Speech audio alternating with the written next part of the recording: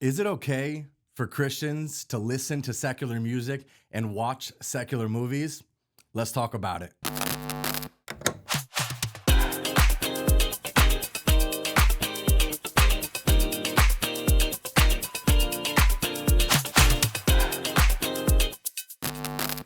Hey, my name is Eric, and the goal of this channel is to bring biblical clarity to a controversial world. And so today we're going to talk about something that Christians have been fighting about forever. Maybe you've been to a youth camp if you are a Christian, and some speaker told you to, after the service, need to go burn all your CDs. And this is back when I'm aging myself, CDs, or delete your MP3s, whatever it is, because Christians are not supposed to be listening to the devil's music. Maybe you've heard that, and maybe you agree with that, and maybe that's what the Bible actually says. But today we're going to talk about what is the Christian's relationship to music and entertainment, and are there clear lines that the Bible draws, or is this a Christian liberty? The last few weeks and over the next couple weeks, we're going to be talking more about Christian liberties. What does this even mean? Well, in Romans chapter 14, the Apostle Paul writes this. He says, "Accept the one whose faith is weak, without quarreling over disputable matters. One person's faith allows them to eat anything, but another whose faith is weak eats only vegetables. The one who eats everything must not treat with contempt the one who does not. And the one who does not eat everything must not judge the one who does, for God has accepted them." And then he goes into great detail talking about what you eat, what day of the week you prefer over others. And what we see here in Romans chapter 14 is this idea of Christian liberty, that there are certain things that we don't find an exact black and white verse in the Bible. And so music and entertainment, even you could add in like, where do you shop? And those are all disputable matters. And so to answer the question, is it okay for a Christian to listen to secular music, watch secular movies or shows? Before we get to those answers, I think we should start with some general rules. If you are a Christian, I think the Bible gives us multiple examples of the power of what comes in our eyes, in our ears, and how it settles on our heart. There are some general rules that I think would be helpful for us to consider. So in Proverbs chapter 4, verses 23 and 24, we get what I would say is a guiding principle. It says, "Above all else, guard your heart, for everything you do flows from it. Keep your mouth free of perversity. Keep corrupt talk far from your lips." So above all else, guard your heart.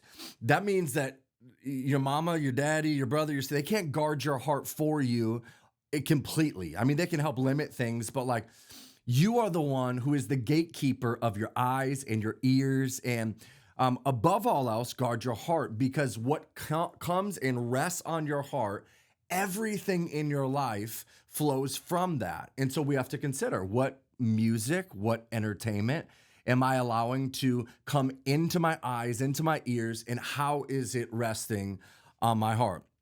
In Psalm chapter 101, verses 1 through 4, it says, "I will sing of your love and justice." This is King David saying this. "To you, Lord, I will sing praise. I will be careful to lead a blameless life. When will you come to me? I will conduct the affairs of my house with a blameless heart. I will not look with approval on anything that is vile. I hate what faithless people do. I will have no part in it. The perverse of heart shall be far from me. I will have nothing to do with what is evil." And I think this is a good general and guiding principle that we can live by. What are we allowing to come and surround us? What are we taking in? What are we consuming? And so he says, "I will conduct the affairs of my house with a blameless heart." And so what you may allow in your house, I can't allow in my house, because before the Lord, I want to have a pure and contrite heart, and I want to honor him in this way. He says, I will not look on with approval anything that is vile or anything that is evil. So that's really where the question comes in. How do we determine what is evil, what is vile, what we should or should not be consuming? And so to really understand that, I think there's a few things we have to understand about music and entertainment. So we know that God created all things. God created every instrument. God created our vocal cords, which have the ability to sing and play instruments. And so there are many different secular songs that have great catchy melodies, and they can even be viewed as a positive message. But what is the actual reason God allowed music to be created, and what is the purpose of it?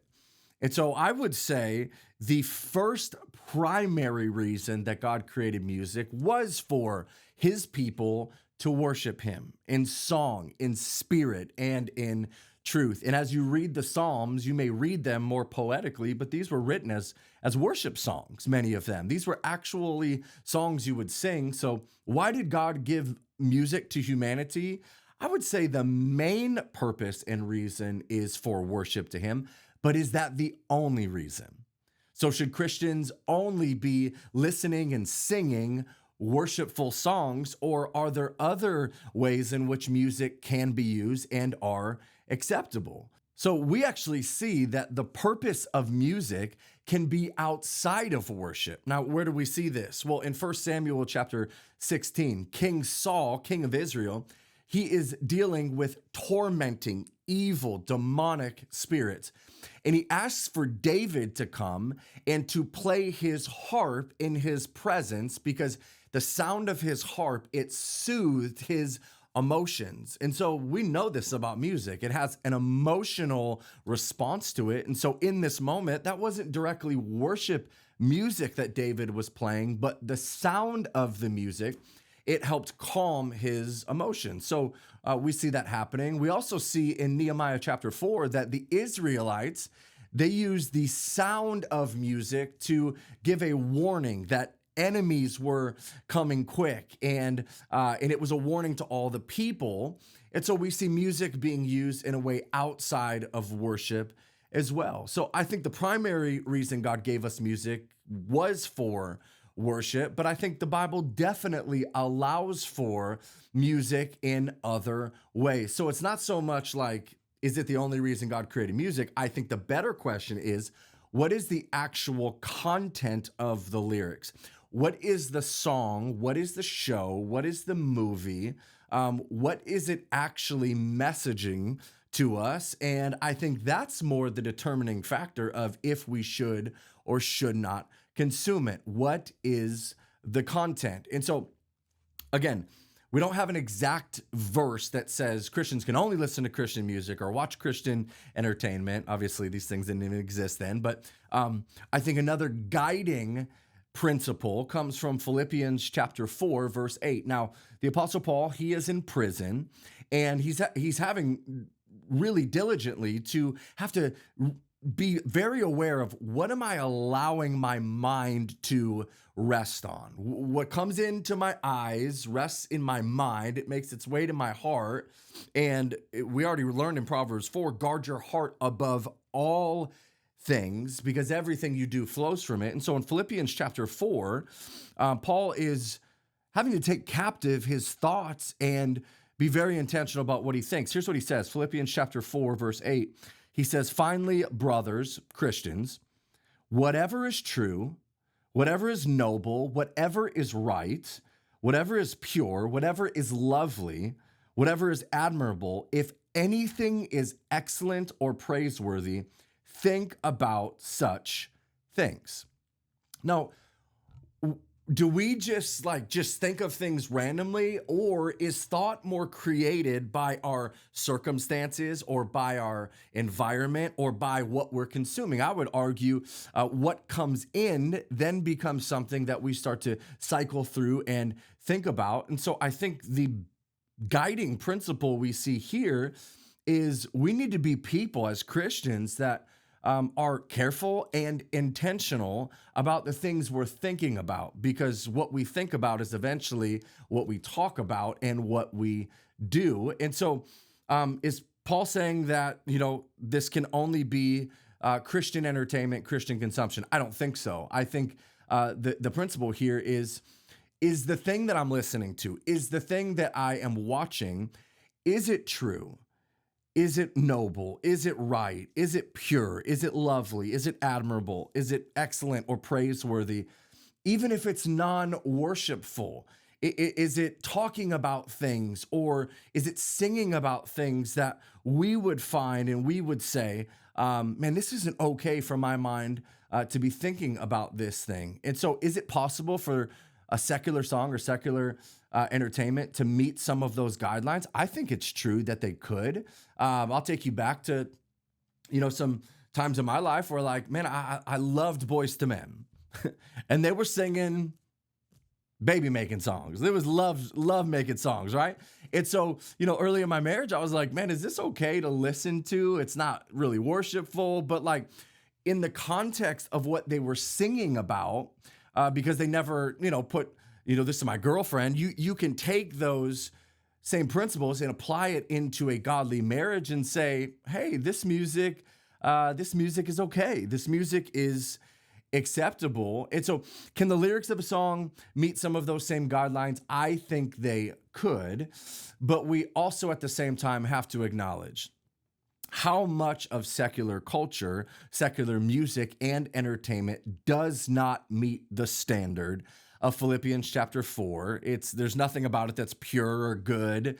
It has nothing to do with guarding our heart. We're taking in a lot of these opposing lyrics, opposing images to what God says is holy, what God says is good. I think a good way to kind of make a decision, should I or should I not be consuming this? If something glorifies what God opposes, a Christian should not consume it.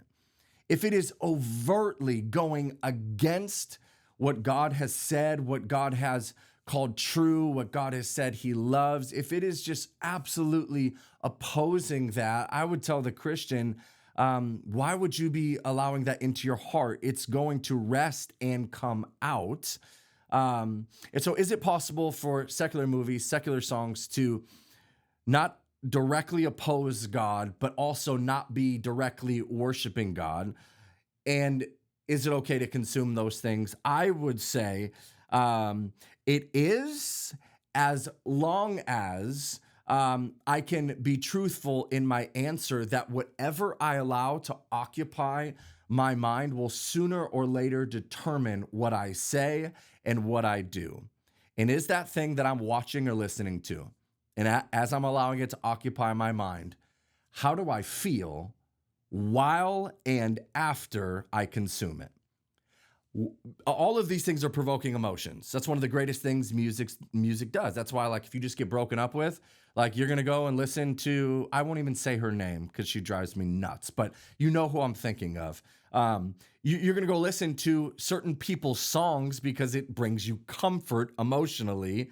Even though you don't know them, you've never met them, but their music resonates with you. It creates emotion. So let's just ask the question, how do I feel? What is my mental state? And then what are my actions after I watch or listen to or consume certain entertainment? Because it's going to provoke an emotion. It's possible that it could make you angry. It's possible that it could make you feel seductive or lustful based on the lyrics or the visual images of what you're seeing. Maybe it can make you feel careless. How is it making me feel? Is it inspiring me? Is it bringing hope to me? Is it making me feel more generous or wanting to be loving towards people? What is it generating? I remember back in high school, I was on the rugby team, and I've always been a pretty, like, even-keeled, mild-mannered person. I get excited about certain things, but, within reason. And so before rugby games, I would purposefully, now I'm going to age myself again, I had a CD player. It was an anti-skip CD player. And I bought an Eminem album. It was his first one ever. And I would listen to this album before the game so that it could get me so angry and full of rage, because rugby's a pretty violent sport. And I wanted my emotions to like match the sport I'm about to play. And that music, it provoked deep anger, and it made its way onto the field. And so the point in saying that is like, what emotion is coming from what I'm watching and what I'm listening to? Is it guarding my heart? Is it in Psalms 101 where it says, I will conduct the affairs of my house with a blameless heart? Do I feel like conviction and guilt about what I'm listening to and what I'm watching? So is it possible for non-Christian music and entertainment to not directly cause you to sin? I think it is. It's very possible. But I think it's important that we live by our convictions, because in this Christian liberty we're talking about, there's certain things we have to consider. Maybe you watch a comedian and they use certain language and it's just like, man, I don't feel good watching this. And these words, it's just too much for me. I would tell you your conviction is true for you and you should turn that off. Maybe someone else, they're able to watch that and it doesn't take deep roots in their heart. It doesn't start to become an action that comes out of their life, and they're not, changing their whole speech based off of what they watch. Maybe as you watch certain things or listen to certain things, like violence is something that you can handle watching. And I think there are boundaries to this and there's limits. So I think, watching a war movie, Saving Private Ryan, someone can watch that and say, that's a true story about something that actually happened, and I can consume it and not feel like I want to go do violence to someone else. Someone else, they watch it and like, this is too much. Like, I don't like how I feel. This is making me anxious, or maybe it even makes you feel violent. Then I would say for you, don't watch it. I think there's Christian liberty in there. A movie that has romance in it, you can watch it, and I think within boundaries, I think there's a difference between romance and overt sexuality. I think those are different things. And so can you watch something and not lead you to a place of deep lust and desire? I think that's possible. And so as you consider all of these different parts of what we consume, Matthew chapter 15 says this: for out of the heart come evil thoughts, murder, adultery, sexual immorality, theft, false witness, slander. These are what defile a person. So in Proverbs, we're told to guard our heart, for everything we do flows from it. And now in Matthew chapter 15, we know that out of our heart come all the evil things that humans do to each other and to themselves. And so guard your heart. So what do we know is overtly sinful? And I will end with this, okay? Where does Christian liberty end and where does sin begin? I think where sin begins is in, if we're going to talk about entertainment, what we watch. I think nudity and the approval and acceptance of just watching it, I don't think you can make a case that, oh, this is Christian liberty. I don't struggle with what I'm consuming. I can handle this. I'm fine. I don't think that's true. I think any person who is watching a show or a movie and nudity comes on and you're a Christian, you have a couple decisions to make. I'm either just going to cancel watching this altogether.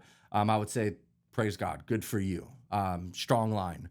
For someone else, they're going to say, I'm going to look away and I'm going to fast forward through this and I'll make a decision. Hey, if this comes up again in this show, maybe this isn't a show we should be watching. I think that's within Christian liberty as well.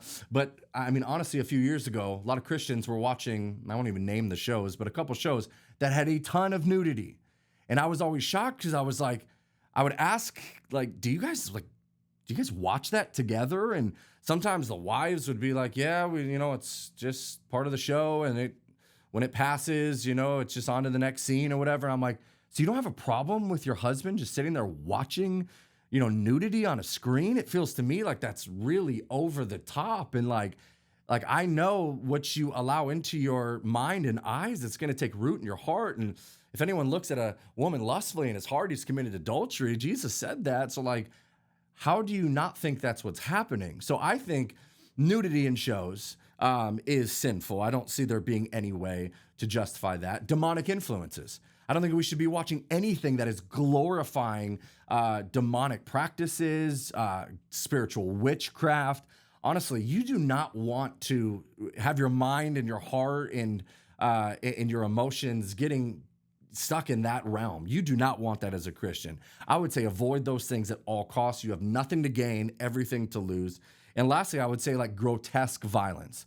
So you might be able to watch a war movie or something about justified killing and it not feel sinful for you. I would say that's Christian liberty. But to watch like sick, sadistic violence, again, I could name a bunch of movies. The first one that comes to mind is like Saw or something. Like, is there anything about that that's true, noble, right, pure, lovely, admirable, excellent, or praiseworthy? Or is this just like sick, gross killing of people? And I think it's that. And so I would say those would line up much more with probably sinful consumption of things. So, hey, where did you think I got it right?